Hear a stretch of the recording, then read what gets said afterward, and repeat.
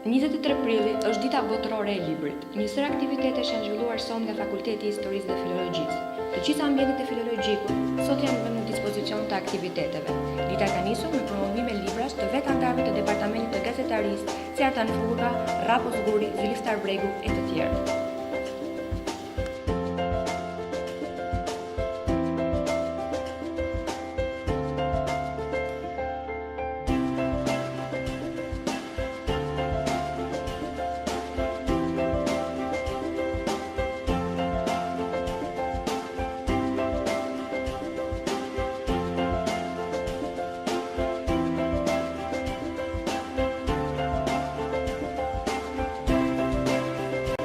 Të pranishme këtë aktivitet ishin 11 shtëpi botuese, të cilat ofronin çmime rreth 20 deri në 50% më të ulta se zakonisht.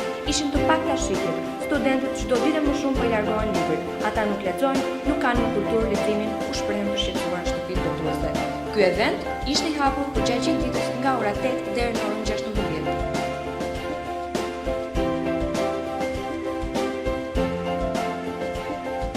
Në këtë ditë u çel gjithashtu në Tiranë Festivali i Librit dhe i Artit, i cili do të zhvillohet pranë Muzeut Kombëtar deri në 27 prill, në ndërthurjen e letërsisë me artet pamore.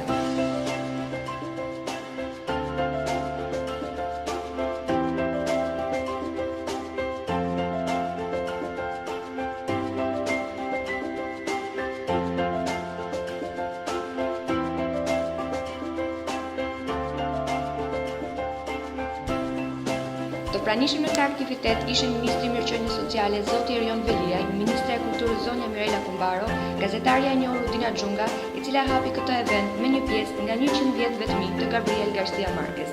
Takime të ndryshme me shkrimtarë shqiptarë të huaj. Pamur dedikuar artit do të prezantohet gjatë ditëve artistë që kanë paraqitur punimet e tyre në kënde të ndryshme të muzeut edhe muzikë, ndërsa në ditën në vijim edhe shfaqje përpublishëm nga teatri i kukullave, por edhe projekcione filmike.